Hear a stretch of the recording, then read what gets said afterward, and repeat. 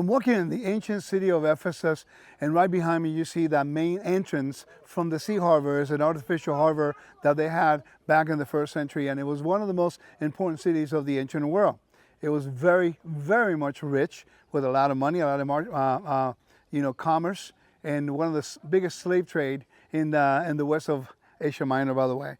But the reason why I want to talk about this particular location is so that we can trace our steps back to what would happen when you will come in on a ship. There was a big bathhouse. If you see that big brown building over there, what is the rest of it, it was a Roman bath.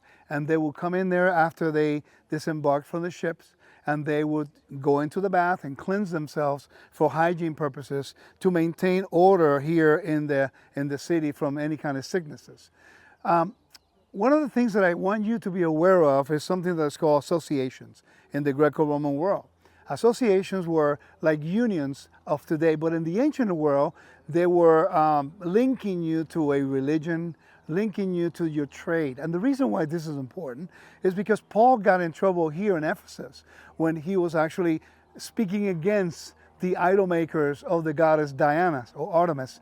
And the reason why they got upset is because they all belonged to an association. They were loyal to the goddess, and they did sacrifices to the goddess, and they swore allegiance to the goddess and the city. If they would actually transgress that allegiance, that could bring a lot of problem to the city. So therefore, let me read to you a little bit about what associations meant really back in the day. And at the entrance of the harbor here, where you disembark the ships, they have what is called fishery toll office by the fishermen and fish dealers, and they were part of an association. Why is this important?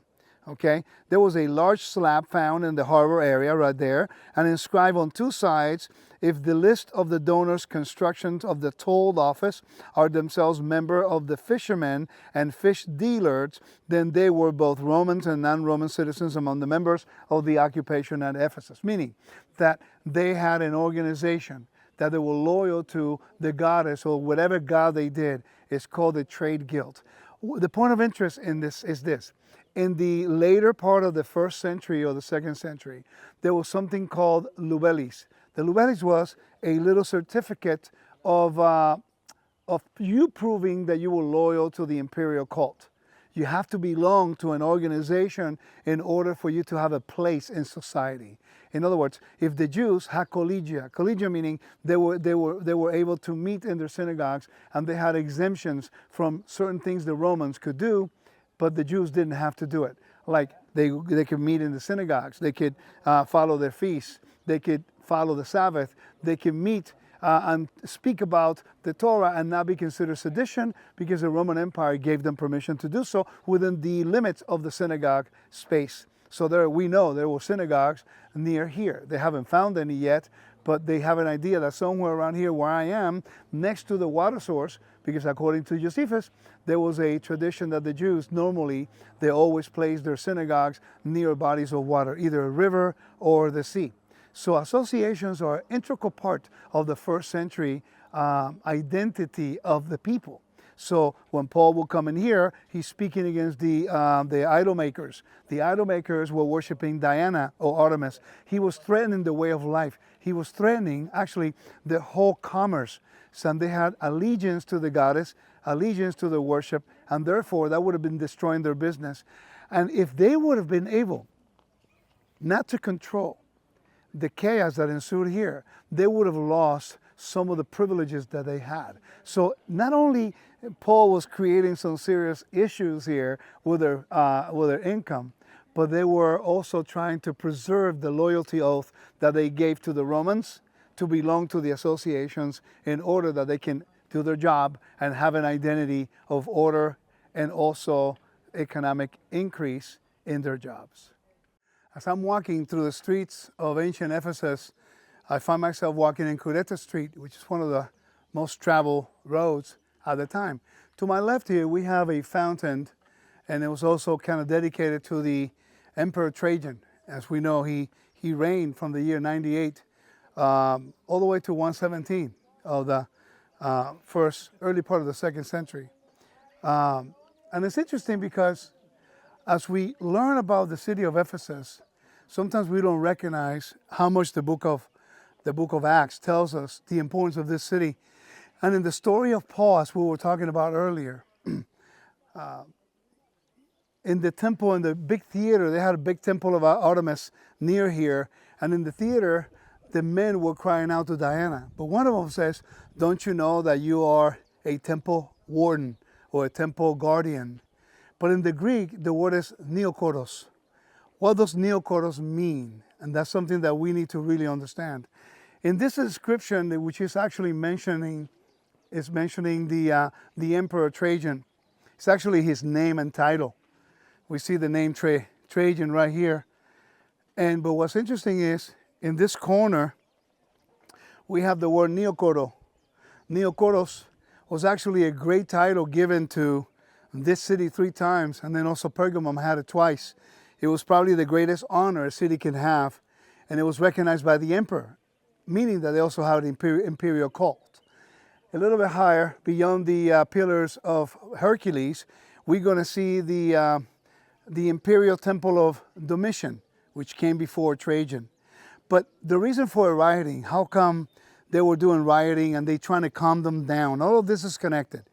The status of neokoros, the dedication to the emperor and the worship to the emperor gave them favor. At the same token, it gave them a lot of responsibility of behavior. So why did that guy says, calm down, don't you know that you're a temple warden? When you start reading about the laws of Rome and the way they behave in the first century, I want to read something to you. It says, riots and the Roman authorities, we have noted the town's clerks fear in the book of Acts chapter 19 verse 40 that the city will become charged with rioting. Such fears was well founded. A city that was charged with riotous behavior could suffer severe consequences. A city could lose the respect of Roman officials. Guilt, associations that I talked about earlier, which cause trouble, could be disbanded. City officials can be punished, and a city could lose its freedom. In the year 20 BC, before the Common Era, Cyzicus lost its freedom as a city after having permitted some Roman citizens to be put to death, apparently in connection with riots. So this is the reason why that gentleman in the big theater, he calmed everybody down.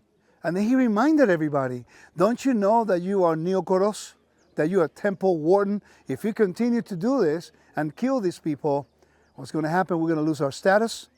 We're going to lose who we are, the favor with Rome, and we will suffer persecution and need and possibly hunger.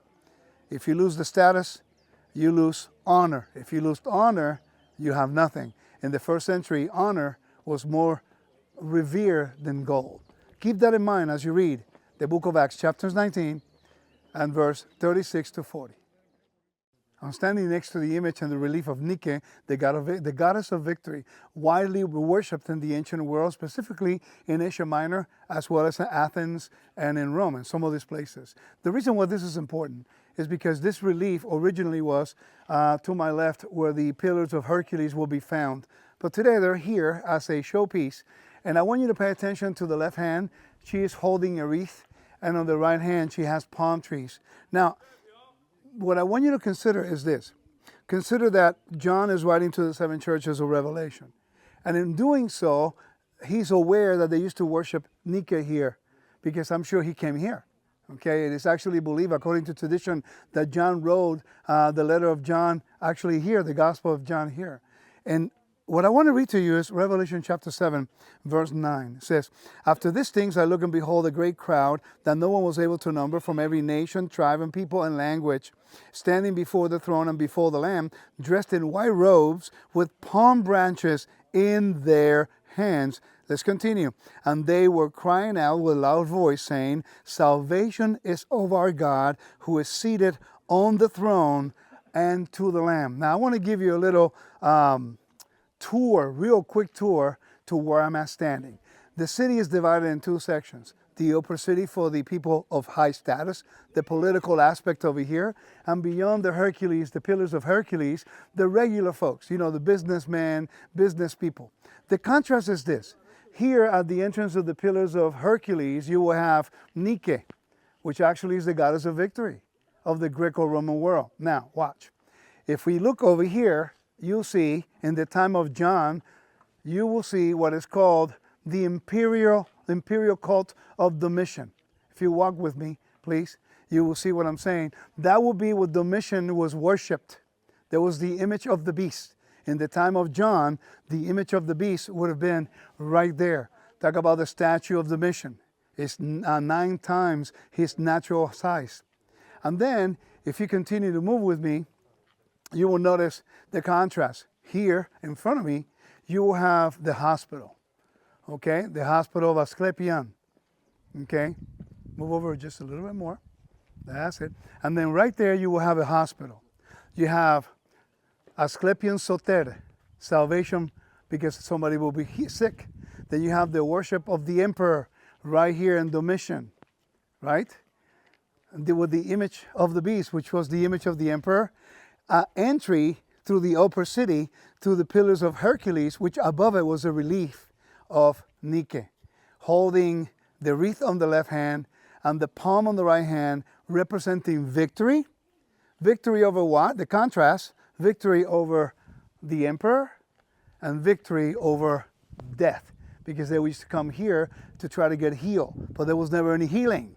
They have rooms, they have places they can get dreams and get revelation from Asclepion Soter. You see salvation from Asclepius. But here what we have is the perfect contrast in the Greco-Roman world of Ephesus, in which we know in the time of John how he is contrasting the problem in Ephesus in worshiping of other gods between Nike, the goddess of victory, and how God through Yeshua the Messiah gives you the victory over the oppression of the emperor and the image of the beast, from the one thing that Asclepius and no one can save you from, death.